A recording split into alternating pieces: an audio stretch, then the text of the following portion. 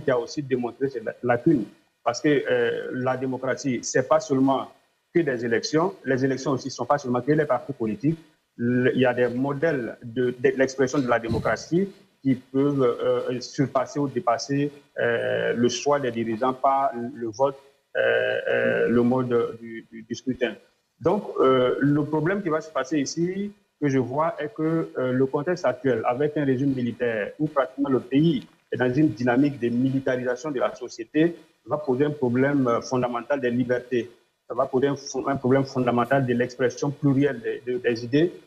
Et on risque de se retrouver dans un contexte où c'est plutôt l'âme qui a le pouvoir que le cerveau. Très bien.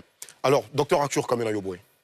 Oui, moi, il y a deux choses qui attirent mon attention. La première, c'est que, au regard des différents systèmes qui ont été mis en place, qu'on observe la géopolitique internationale et surtout les différents passés historiques, on se rend compte que l'AES est dans une dynamique de copier ce qui a été présenté. Par exemple, quand je prends le cas de Singapour, où à un moment donné, le président a dû prendre des mesures très difficiles en supprimant la liberté d'expression et qui a produit un miracle singapourien qui inspire beaucoup.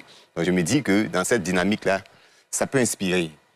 L'autre chose que j'observe, c'est que les réalités de 1960 ne sont pas les réalités de 2026, dans la mesure où aujourd'hui nous sommes dans un espace géoplanétaire très ouvert, où tout ce que vous faites est analysé et la capacité à étouffer la liberté d'expression se réduit de jour en jour. C'est pourquoi pour moi la suppression des partis politiques se présente même comme le fondement de la menace et de la stabilité de ces espaces-là. Parce que si moi j'avais sincèrement une orientation à donner en termes d'approche, ce qui était souhaitable, c'était de laisser les partis politiques, parce que ça permet de voir autrement et d'ajuster votre politique et surtout de convaincre vos adversaires.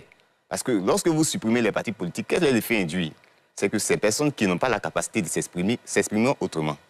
Alors que vous, dans votre manière de vous exprimer autrement, vous avez pris les armes pour arriver au pouvoir. Donc moi, c'est cette ambivalence-là que je questionne et je me dis que le fait de supprimer les partis politiques est la source même d'une probable déstabilisation.